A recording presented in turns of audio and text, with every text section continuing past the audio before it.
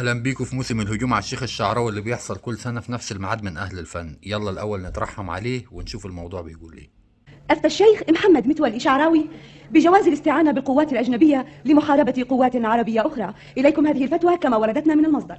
معلومة مهمة قبل ما تكمل، لازم تكون عارف ان الممثل اللي بيشكك في وطنية الشيخ الشعراوي وبيتريق عليه في المقطع ده مواليد تل زفت وخاين من الخواجات اللي برخصة. طبعا انتوا فاهمين يعني ايه خواجات برخصة. هو معاه الجنسية الأردنية مع احترامنا لأخواتنا الأردنيين طبعا، بس عادي ممكن يكون واحد أردني وخاين مصري وخاين عربي وخاين، يعني ملهاش علاقة. هو الخيانة دي بتبقى طبع. بسم الله الرحمن الرحيم، والصلاة والسلام على سيدنا محمد خاتم الأنبياء والمرسلين. السلام عليكم ورحمة الله وبركاته. طبعا الموضوع ما فيهوش اي كوميديا، ليه؟ لان ده ممثل فاشل، حاجه كده زي ابراهيم عيسى عندنا، وخاين ومعترف بخيانته وطول عمره يدافع عن التطبيع مع الاحتلال. وعلى سن 77 سنه، السنه اللي فاتت جات له جلطه دماغيه، طبعا ما مجدتش عليه، لان بيقول لك ما بيقعدش على المتاوت غير شر البجر، وما فيش شر بجر اوسخ من كده بصراحه. قال رسول الله صلى الله عليه وسلم: اغتربوا. لا لك اغترب. اول ما شفت الفيديو ده بصراحه هي في دماغي مثل واحد اللي بيقول لك تبليك واللي فيها تجيبه فيك. لما يبقى واحد خاين زي كده وهو معترف انه خاين وجاب التمنها قدام الناس كلها ويدعي الشرف والوطنيه ويخون شخصيه زي الشيخ الشعراوي وينتقده ويتريق عليه.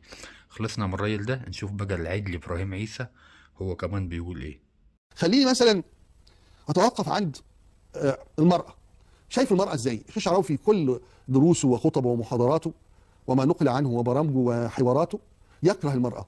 دي برضه حاجة تضحك، لما إبراهيم عيسى طالع يدافع عن حقوق المرأة، عشان قصة حقوق المرأة دي سكة بتاكل أي حد مش عارف يعمل أي حاجة يطلع يقول لك حقوق المرأة. إبراهيم عيسى ده كان بيسرح نسوان، ومرتضى منصور طلع قال كده، كان منسق لرجال الأعمال. مرتضى منصور قال كده بالأسامي، وإبراهيم ما يقدرش يرد. ليه ما يقدرش يرد؟ عشان كلام حصل، ومرتضى منصور زي ما بيقول بالسدهات. إهانات حتى عجوز ريفي قاعد مع عواجيز أصحابه، مش حتى بمعايير اللياقة والتواجد في مجال عام. طبعا ابراهيم عيسى ده القناه اللي مشغلاه هي اللي جابت مي خريستي اللي كانت بتعمل محتوى اباحه على النت وخلتها مذيعه. فهو واضح انه توجه، يعني هي القناه هي سكتها كده. بيقول على الشيخ الشعراوي ان هو زي العجوز الريفي اللي قاعد مع اصحابه وبيقول كلام ما يليقش بالنطاق العام. العجوز الريفي يا ابراهيم عمره ما هيسرح نسوان زيك، عمره ما هيبقى زيك انت وطارق الشناوي اللي طلع هجم الشيخ الشعراوي برضه يدافعوا عن واحده جلعه تلبسها زي منى زكي لما دفعتوا عنها في اصحابه ولا عز. فكل الفكرة ان الشيخ الشعراوي كان زمان اتكلم في قصة الفن وقال مادام الدولة بتقره وبتقول الفن رسالة وبتاع، ده مش هيغير من الحقيقة شيء، وهو لا رسالة ولا هو حلال، وده كلام منطقي. احنا ما شفناش من الفن رسالة غير جلع اللبسة واللي اتمسكت هنا والمخرج اللي اتمسك هنا. هو ده يعني، هي دي الرسالة اللي انتوا بتصدروها. سلطة الراجل لما تشتغل وتتحقق عايز تحقق ذاتها، متجاهلا بقى انه السيدة خديجة رضي الله عنها كانت تاجرة ملء السمع والبصر، ويعني وسيدة نفسها. الغريب ان ابراهيم العجل بيستشهد بحتة من سيرة السيدة خديجة، ودي كلمة حق يرد بها باطل، مع انه هو نفسه عامل كتاب اسمه رحلة الدم بيسيب فيه الصحابة كلهم، مش مصدق اي حاجة من سيرة الصحابة، بس باخد حتة كده يركب عليها قصة، ودي الطريقة اللي بيقولوا عليها كلمة حق يرد بها باطل. زي برضو المشايخ اللي هم بيحبوهم مش بيهاجموهم. خالد الجندي طالع بيقول لك زعلانين اني بطبل، ففي آية في القرآن بتقول وأخرعوا الطبول. انتوا واخدين بالكم؟ يعني انتوا واخدين بالكم اللفة بيصدر لك إيه ازاي وبيغلف لك إيه ازاي؟ هي دي النوعية اللي عايزينها.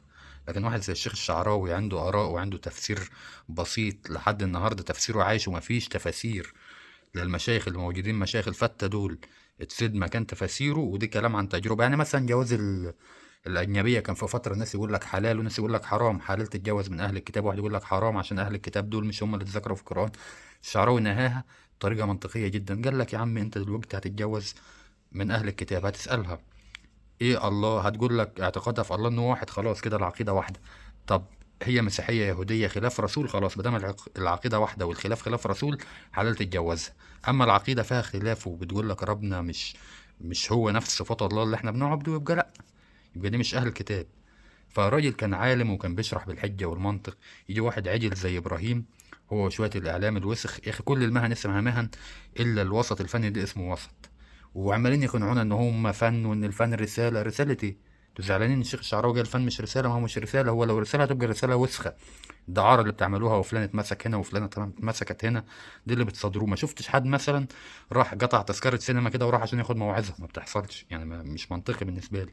لكن واحد بيروح يتفرج عشان يتفرج على جلعه، على هلس، على يضحك، ما اعرفش ايه. بس انتوا زعلانين انه قال انه الفن مش رساله؟ طب ما هو الفن مش رساله. مين عاقل وعنده مخ يقول الفن رساله؟ ما يقولش كده غير واحد بغبغان بيردد. حتى اهل الفن نفسهم في شويه معرضين منهم طلعوا قالوا احنا بنتعب وبنعمل وما اعرفش، لكن الناس اللي فيهم اللي عندها ضمير صح زي محمود حميده قال لك الفن لا رساله ولا حاجه ترفيه. واحد زي عمر الشريف اللي هو يعني بابا المجال، اللي هو اعلى واحد في الفنانين، طلع قال لك يعني ايه الممثلين ياخدوا الارقام دي؟ احنا اراجوزات بنقف قدام الكاميرا نهزر ونضحك، لا فن ولا رساله ولا ما اعرفش ايه. وتراجع الشعراوي الفن بيحاربه مقصود. يعني برضو عادل امام في فيلم الواد محروس بتاع الوزير جلده في مشهد، تريق عليه. فهو الشيخ الشعراوي مقصود عشان هو الشيخ الوحيد اللي بيحرم ويحلل بالحجة والدليل والمنطق، ولما قال الفن حرام كلامه كان مقنع. لكن هم مش عايزين، هم عايزين المشايخ اللي يعمل سكسوكة، يعمل شنب زي خالد الجندي كده، ومرة بأساتك ومرة ما اعرفش ايه، وشيخ فتة بس ما يتكلمش في الدين. هم مش عايزين شيخ يتكلم في الدين.